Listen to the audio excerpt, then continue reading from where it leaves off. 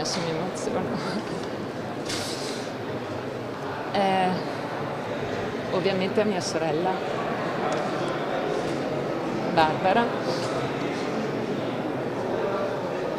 che è stata con me oggi. La sorella Barbara, scomparsa 5 mesi fa nel cuore, a lei dedica la sua elezione Paola Carron, la nuova presidente di Confindustria Veneto Est.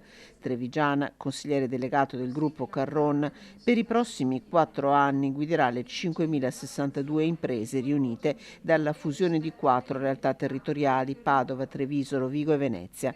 Eletta a grandissima maggioranza, Paola Carron ha ricevuto il testimone da Leopoldo Destro e nel suo primo discorso, davanti a una platea di imprenditori, al vice premier Antonio Tajani, alla ministra dell'Università Anna Maria Bernini, al presidente del Veneto Zaia, a sindaci e amministratori, elenca le sue direttrici di lavoro. La prima è sicuramente quella di creare servizi innovativi che possano sostenere e affiancare le imprese che stanno affrontando sicuramente un momento difficile. Il secondo è quello di dare forza alla rappresentanza dei territori. Noi ne siamo una dimostrazione. La nostra Confindustria è stata creata sulla base di 4 province, quindi è intraprovinciale.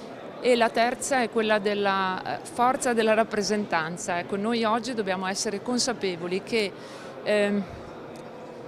il numero di imprese che rappresentiamo è importante. Per 3 mesi ha percorso il territorio incontrando 1.200 imprenditori. È il tema della manodopera che manca, uno dei principali problemi emersi. Da qui l'impegno a lavorare per permettere l'ingresso di persone da formare e alle quali dare una casa. E poi, come già Leopoldo Destro nel passare le consegne, una serie di richieste al governo. Il tema energia, che rappresenta un costo che ci mette in una condizione di non poter competere con gli altri paesi, non solo quelli europei, ma anche quelli extra, Stati Uniti e Cina.